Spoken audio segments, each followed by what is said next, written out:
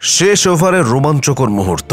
সিলেট স্ট্রাইকার্সের দরকার 23 রান। মোস্তাফিজুর রহমানের প্রথম 2 বলে 4 ও ছক্কায় সমীকরণ প্রায় মুঠোয় নিয়ে আসেন সামিউল্লাহ সিনোয়ারি। কিন্তু ঢাকার ভক্তদের হৃদস্পন্দন বাড়িয়ে দেওয়া এই দৃশ্যের পর মোস্তাফিজ দেখান তার দক্ষতা। চতুর্থ ও পঞ্চম বলে সিনোয়ারি ও আরিফুল হককে ফেরান এই কাটার মাস্টার। ঢাকার 6 রানের জয় নিশ্চিত হয় সেখানেই। চট্টগ্রামের জোহর আহমেদ চৌধুরী স্টেডিয়ামে অনুষ্ঠিত ম্যাচে টস হেরে ব্যাট করতে নামে ঢাকা। ইনিংসের শুরুতে তানজিদ হাসান তামিম দারুণ শুরু এনে দিলেও থিতু হয়ে বড় ইনিংস খেলতে ব্যর্থ হন। 16 বলে 22 রান করে বিদায় নেন তিনি। এরপর টপ অর্ডারে জেপি কোর্জের 9 এবং মোসাদ্দেক হোসেন সৈকত দ্রুত বিদায় নিলে ঢাকার স্কোর দাঁড়ায় 62 রানে 3 উইকেট। সেই চাপ সামলে লিটন দাস ও থিসারা পেরেরার ব্যাটে ঘুরে দাঁড়ায় ঢাকা। লিটন তার অভিজ্ঞতা দিয়ে 48 বলে 70 রানের দারুণ ইনিংস খেলেন, আর পেরেরা ঝোড়ো মেজাজে 17 বলে 37 রান করেন। এই জুটির 85 রানে ভর করেই নির্ধারিত 20 ওভারে 6 উইকেটে 196 রানের সংগ্রহ পায় ঢাকা। 197 রানের লক্ষ্যে ব্যাটিংয়ে নামা সিলেটের শুরুটা হতাশাজনক। ওপেনার জর্জ ম্যানসি 3 রান করে ফেরেন। 3 নম্বরে নামা জাকির হাসানও মাত্র 8 রানে আউট হন। মাঝখানে রনি তালুকদার ও অ্যারন জোনসের 72 রানের জুটি সিলেটকে কিছুটা পথ দেখালেও জয় পাওয়া সম্ভব হয়নি। রনি 44 বলে 68 রান করে আউট হন। এরপর জাকের আলী 13 বলে 28 এবং আরিফুল হক 13 বলে 29 করে শেষ মুহূর্তে লড়াই জমালেও মোস্তাফিজের বুদ্ধিদীপ্ত বোলিংয়ে জয় তুলে নেয় ঢাকা।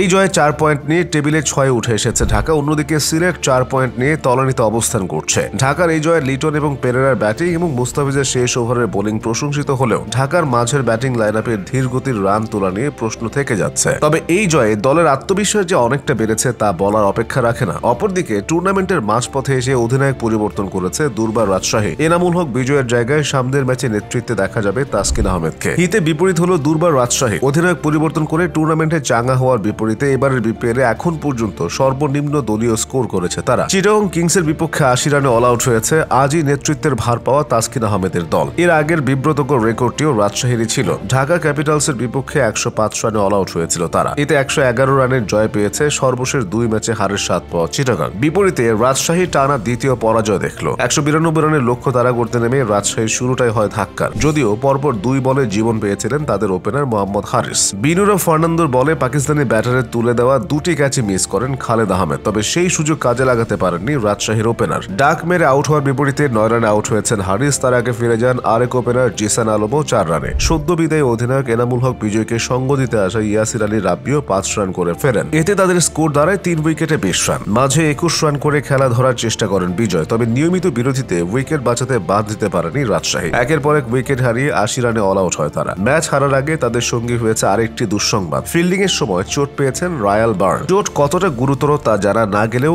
আজ ব্যাটিং করতে পারেননি জিম্বাবুয়ের বাঁহাতি ব্যাটার।